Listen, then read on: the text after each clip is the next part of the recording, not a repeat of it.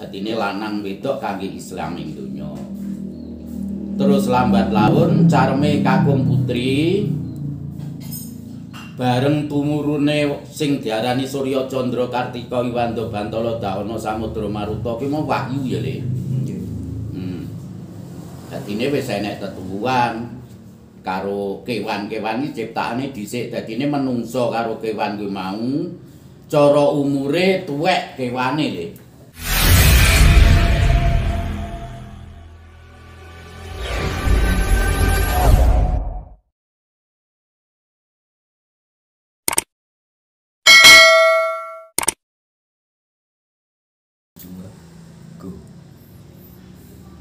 Rahayu, Mbano. Rahayu. Sehat sih, Pak? Sehat Le, ya tekane teko kene kabeh kan ya padha sehat ya. Nggih. Ngapunten, Mbah, saderenge kula sak kanca pun ganggu wedale panjenengan. Ya ora, gak ganggu. Wis dadi kewajibane baik untuk memperluas cara nyebarne tentang ajaran Jawa iki lho. Mbah niki wonten wathah Mbah pitakenan saking rencang-rencang kagem Mbano. Monggo. Ingkang wis tunggal Mbano niki nyuwun dijelasaken asal mulane jagat niki digelar Mbano. Ingkang mongko kalih asal mulane manungsa niku wiwit ten garwa ibu terus dilairaken ngantos menuju kematian niku pripun monggo njenengan dijelasaken Mbano. Ya pangapurane ya Le iki Mbakno sing nyeritakne sing menungso lumrah ya. Nggih, monggo. Dadine ora lepas teko salah lan luput. Krana apa Mbahno nganti iso nyeritakne jagat sadurunge dumadi kan ya ora wajar ya Le. Nggih, Pak. Dinilai teko umure Mbahno sing pirang dina. Tapi dengan perjalanan Mbahno menyatukan alam dan penciptanya, akhirnya kan iso nemokne diarani kitab alam ya Le. Nggih. Diarani kitab alam ki mau iso nggih ngrucekne tentang sadurunge jagat dumadi. Ya enek to cerita sing diarani awang-awang uwung-uwung. Ya saka mula bukane ya Le dhisik saurunge jagat dumadi ki mau sing kenek diarani awang-awang uwung-uwung sing ana tan liyane Adam dan Hawa. Adam kata suwung, Hawa kuwi mau ana. Terus Adam Hawa nyipta jagat sak isine. Lek jaman ki mau rojane enek telu Le, papat jaman iki ya. Lek alam telu. Alam sing angka 1 alam dhuwur, alame Sang Hyang Tunggal. Terus Sang Hyang Tunggal ki mau kanan kirine enek sing diarani Sang Hyang Manon, Sang Hyang Manu. Nyipta jagat saisine sing kenek dinarani jaman Jawa Dipa. Jaman Jawa Dipa enek werdine. Jagat kang pembelar iki kabeh ciptaan ingsun, wene wadah tukulan ingsun. Di atas bumi kureping langit kang wujud kang urip kabeh umat ingsun, umat Islam. Ingsun kang nguripi. Pane panggonan ingsun ngebaki jagat. Jagatku jagat cilik, jagat gedhe ingsun tanpa hambedakake. Kuwi werdine Jawa Dipa Le. Dene Sang Hyang Tunggal nyipta jagat saisine dumadine sik diarani jagat iki Surya Candra Kartika Iwanda Bantala Dahana Samudra Maruta kuwi sing kenek diarani jagat. Lah si isine durung enek manungsa Le. Sik kewan, tetuwuhan ya wis komplit segorone gununge. Terus akhire Sang Hyang Tunggal nyipta sing diarani Adam karo Hawa. Adam manggone nang alam Madya Gantang, Hawa alame nang alam ngisor sing dialani alam owah gingsir ya alam donya iki. Lah terus Sang Hyang Tunggal ngongkon Sang Hyang Manon karo Manu kongkon wasani jagat saisine. Sang Hyang Manon karo Manu nyipta menungsa lanang antarane wedok kangge isen-isening donya. Lah terus menungsa sing tak omong niki ciptaan ya Le, dadine ora lahir. Nggih, Pak. Sing diarani Sang Hyang Manon karo Sang Hyang Manu. Manon 50, Manu iki wis bentuk wujud manungsa sing nang alam rame iki mau, antarane lanang karo wedok. Dadine Hawa nyipta lanang, Adam nyipta wedok. Dadine lanang wedok kangge Islam ing donya. Terus lambat laun carme kakung putri bareng tumurune sing diarani Surya Candra Kartika Iwanda Bantala Dahana Samudra Maruta ki mau wahyu ya Le. Nggih.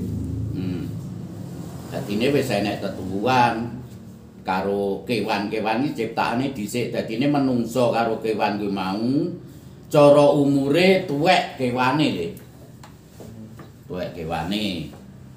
Ya enek kewan sing menyerupai manusia sing diarani orangutan. Terus kethek, beruang ini kan menyamai manusia. Lah terus Sang Hyang Manon karo Sang Hyang Manu Adam Hawa nyipta lanang karo wedok kanggo Islam ing donya. Lambat laun careme kakung putri bareng tumurune Mahkutha Rama MHA. Lah iki manunggale ane Adam hane Hawa kutha kuasaning Sun tunggal sawiji, terus akhirnya tembung dat dadi Le. Lambat laun nganti iso kenggenan sifat.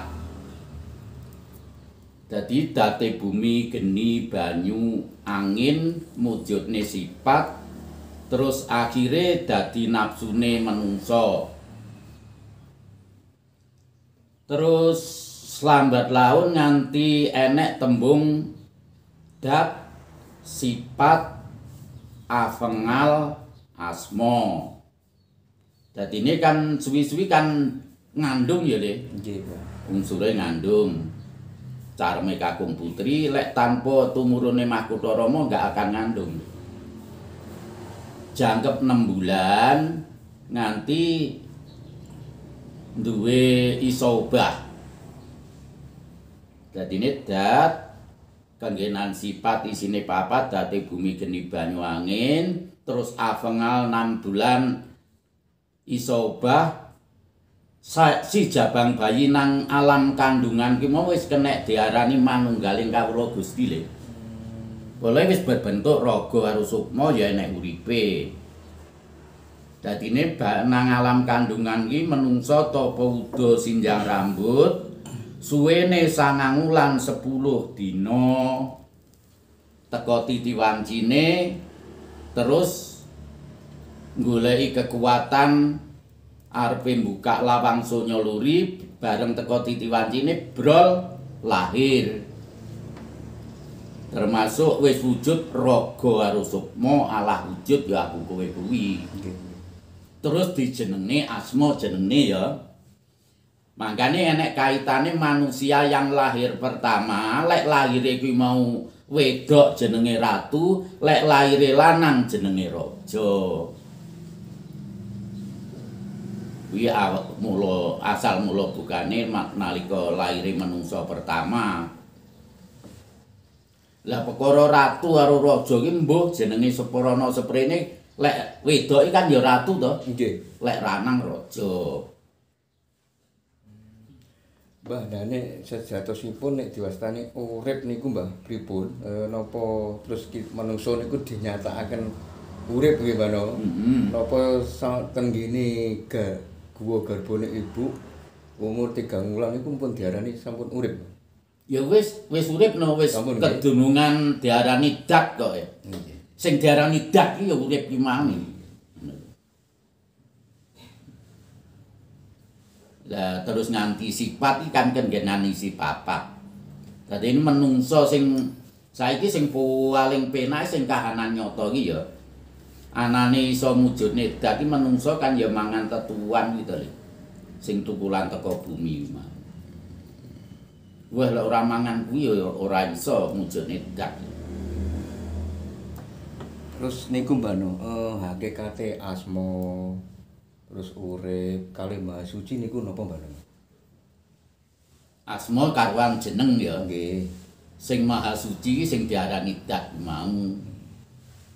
Lah terus sing diarani Maha Suci ya sing mlebu metu sing tak omongne Adam karo Hawa kuwi mau.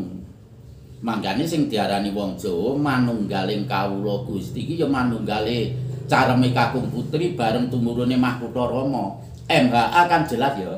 Manunggale ane Adam ane Hawa kutha kuasane ingsun tunggal sawiji.